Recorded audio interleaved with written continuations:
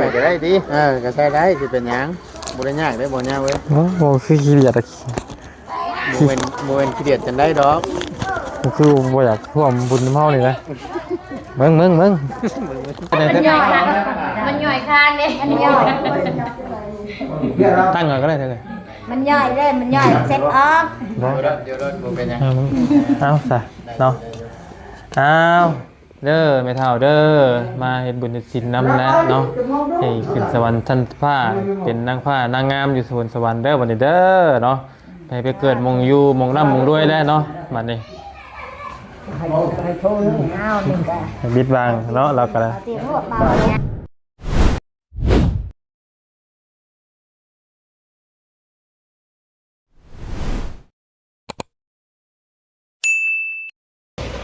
เอาโอเคพี่น้องเลยทักทายกับสบายดีและสวัสดีเด้อพ่อแม่พี่น้องเนาะเบิร์ดกุสู่คนพี่น้องเลยเนาะยินดีต้อนรับเข้าสู่ช่องของบ่อย้าวพี่น้องเลยซาแนลคือเก่าเด้อพี่น้องเลยเนาะอันนี้นี่เฮาใส่น้ำกันก็ได้บ่เฮ้ย นะเฮ็ดอันนี้โอ้ยบ่ยากเฮาเพิ่นมีขันอยู่หรอก ทำมาปิดมือบ่นี่ บ่ผิดพี่เก่งมีกลุ่มก็จังว่านั่นอยู่ ร้อยบ่ สบายดีพี่น้อง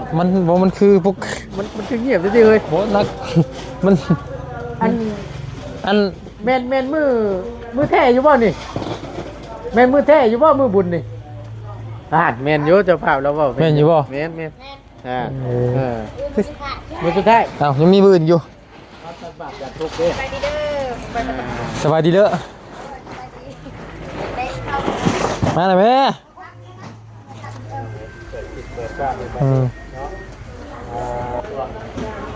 ป้าเด้อพี่น้องเด้อ ดวงดีอยู่ป่ะดวงดีอยู่ป่ะ มาตุนต่อมากมาตุน ได้ คนมือนั่นเห็นบ่เบิ่งมาดิตุ้ยลอยเลย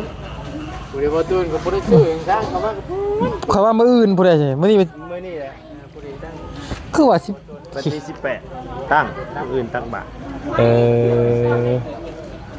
มากับบ่ตุนอ๋อคนละคันเลยนะ คนละคันเลยเนาะ บ่ได้อันนั้นจับ ไปลองกันเนาะไปห้องรถก่อนห้องรถเลยอันนี้กับห้องนี่โ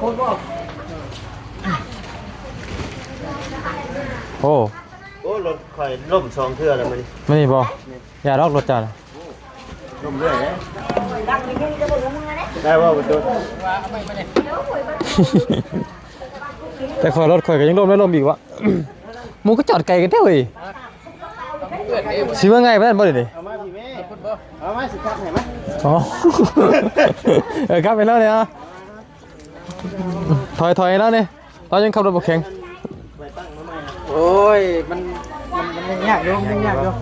ใช้มีกุญแจให้ครับด้วยบ่ยุ่งเอาบ่ยุ่งมาเนาะอ้าวมันบ่ไกลเนาะคุณว่าก็โอ้เฮ้ย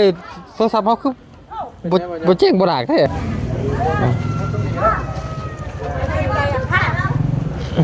คนกับตัว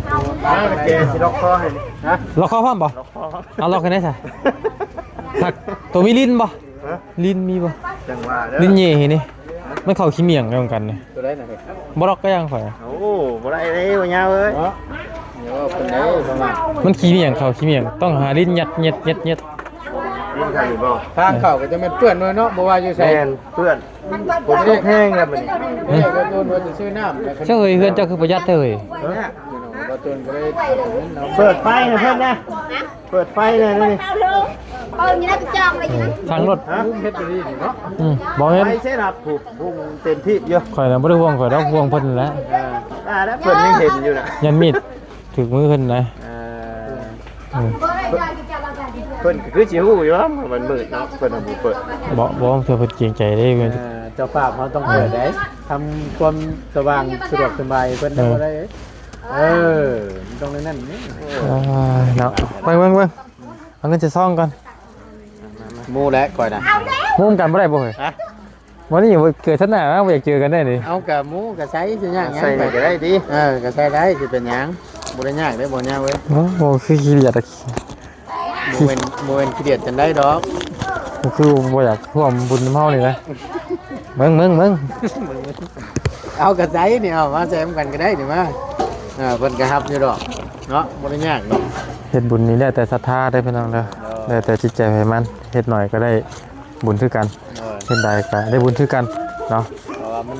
ที่แรกหนทางมันเปื้อนแห้งก็ดีพี่น้อง 200,000เด้อพี่น้องเอ้ยเนาะก็เดี๋ยวเงิน200,000บาทพอได้ เบิ่งได้มือ ได้มืออย่างงครับ ปั๊บ เดี๋ยวแป๊บนึง เดียวนี่ใส่กระเทียมแห้งไปแล้วตื่นเลยเนาะเอามิกบ่ บ่นี่ก็ดีเด้อเฮ้ยอันนี้มี พร้อมด้วยครอบครัวดิเฮ้ย พร้อมด้วยครอบครัวอันนี้เฮ็ดสิว่าค่อยได้ผู้เดียวอีกให้พยายามมันรอบไปไป กูแล้วแบบเราได้ขึ้น กูมีเลยเปิดช้ามา โอ้ลูกทำเพียนอยู่ เขียนกันอาจจะมีอยู่ สบายเนาะบุญบ้านเราเนาะ โอ้ยเรียบง่ายดี มันโมเชิงมาบุญนะ อ้าว เชิงแบบ บ่บุญเป็นยังจ้ะ แบบว่าเขา จังให้ตัวจับ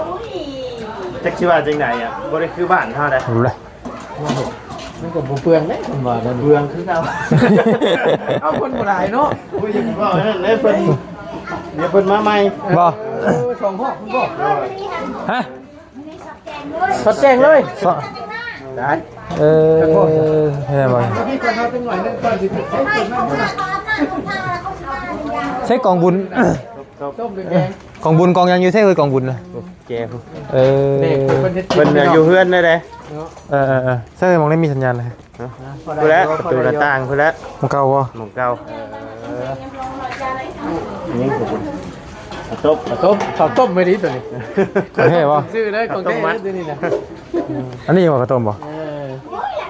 อันข้าวเปียก กระเปียก เป็นเทิงบ่ได้ปะ ไป นี่อย่างย่อก็ย่อไว้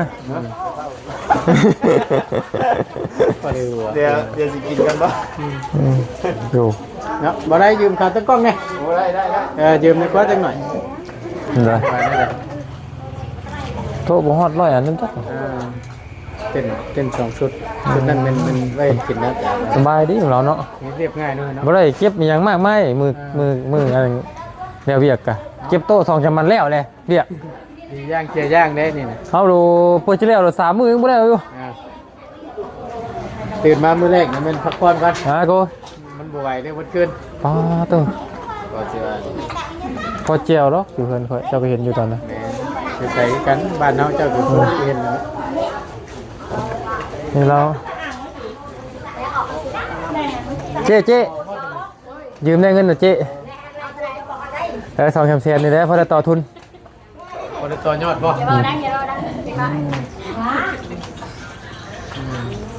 เจ๊นี่เดี๋ยวไปกระเป๋าเงินเดี๋ยวนี้ คิดได้บ่ยอดน่ะขางบ่ เพราะว่าสิกิน มาจังหน่อยมา ครับไป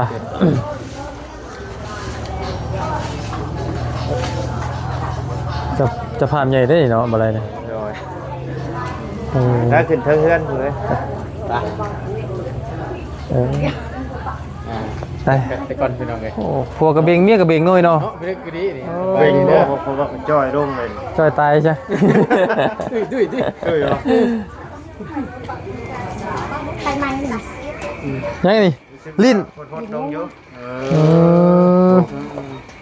ขาดแก้มี แต่ว่าสิบ่ได้มุ้งล็อกบุญมันนี่เบิ่งกันเลยกินดินงัวนี่แล้วก่อนเนาะใช้ไปทางไหนเหรอ เฮ้ยขึ้นเทิงเฮือน ทางไหนก็ได้นะเว้ย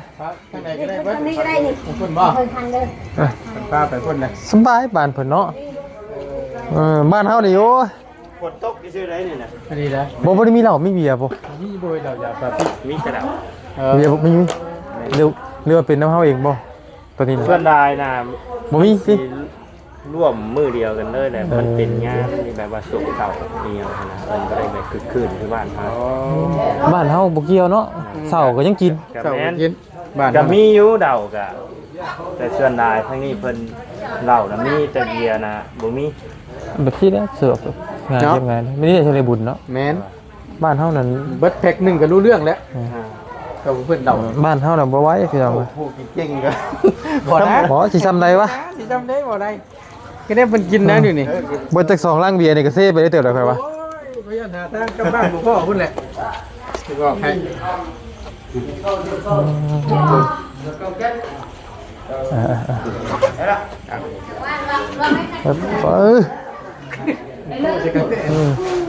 บายดีเด้อ กินไฟคือเก่า โอ้ เราบ่สบายคือว่าแล้วเพิ่นนั่น ไผ่หลายเนาะอยู่พี่เนาะอยู่ใส่กันมีแต่มีไผ่เคยบ่ค่อยมีใช่เคยกองบุญนะ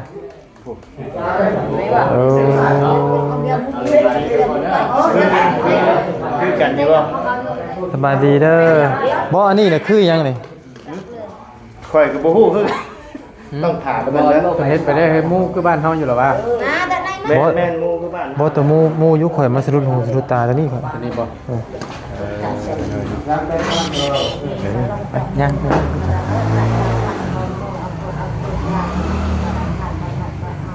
เพิ่นว่าหยังน่ะ ว่าคุณมาโม่เนี่ยชาวพันปีบ โอ้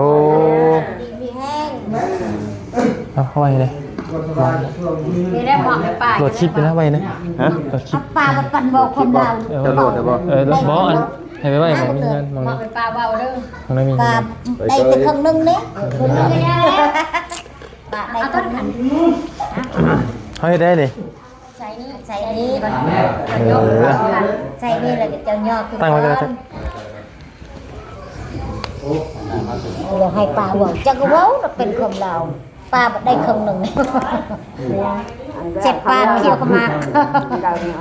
กินยังตู่ เคี่ยวมากเคี่ยวมาก โอ้เห็นนี่เหรอ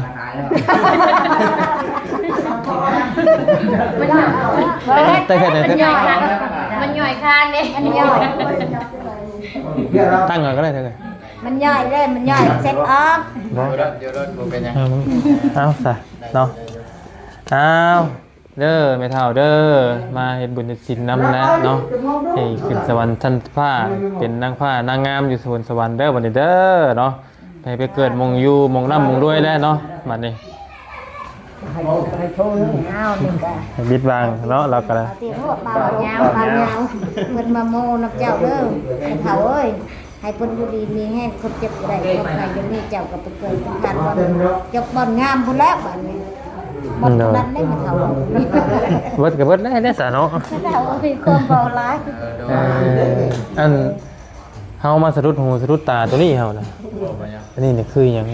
อันนี้เห็ดเป็นเห็ดสูตรเหือนสูตรซาน ผีบ่ ฮะ ผีเป็นสถาผีใช่บ่นับผีใช่บ่ เป็นธรรมเนียมของบ้านเฮา เออ คันว่าใครได้เสียชีวิตแล้วก็เฮ็ดตัวนี้ ต้องมีเป็น มั บ่ นต้องมีแต่ละหลังเฮือน บ้านเฮาน่ะบ่ได้มีแบบนี้เนาะ มีสูตร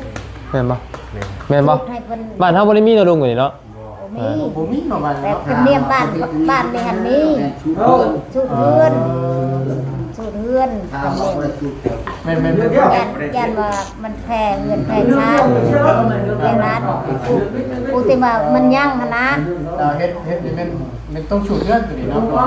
แม่นแหละต้องได้สูตรบะเฮือนได้คือกัน โดย ตากะโลขึ้นเล่ากลางมาเลยมาสรุปหูสรุปตายก่อนพี่น้องเลยบ่ได้สังเกตเลยเนาะมีหลายนี่บ้านเมืองหมู่ติดขึ้นรถเทิงกู เดี๋ยวที่รถเช่าที่เคย ความว่าสิชื่อมันติดไอ้เย็น นี่เดี๋ยวเราเป็นดาดฟ้าเนาะ เออ ติดกระดานเด้ เย็นต้องกินบัวได้แบบปูนแห้ง เอา คนยังบ่ทันจะไม่จะได้เพิ่นเฮ็ดดอกอันนี้หั่น มันบ่มีนี่แหละจังว่าเฮ็ดแบบนี้หั่นคันมีติดน้ำมูกกันนั่นแหละ คักแล้วเนาะอันนี้นี่เป็นประเพณีฮีดคลองเพิ่นพี่น้องเนาะบุญบ้านนี่นี่แต่ละเฮือนคือกันแบบนี้บ่ คันว่างานแบบนี้ได้งานศพได้ อันนี้งานศพเป็นงานบุญนี่ เอาก็งานศพแหละนี่บุญตั้งของบุญมือตั้งของบุญเนี่ยมือแจกกันว่ามือแจกเขา มื้อนี้แจกข้าวให้บุญแล้วบ่นี่ โดย คือ น่ะตักบาตรญาติน้ำแล้วแม่นแล้ว แต่ละเฮือนก็คือกันบ่ คือกันหมด เออ แต่ละหลังเดือน ต้องเฮ็ดนี่เนาะ เราเห็นในนี้ตั้งแต่คน คนนี่มีสำนีบ่หรือว่าเจ้าหาทำมี บ่เขาเมื่อโม่เลยเขาก็มือกันบ่ลายก็มีแต่คนบ้านเองบ้านอื่นเขาก็โม่แล้วก็มือตรงนี้แหละอยู่แบบมีแต่พี่น้องเองนี่แหละ ว่าละเก่านี่เนาะ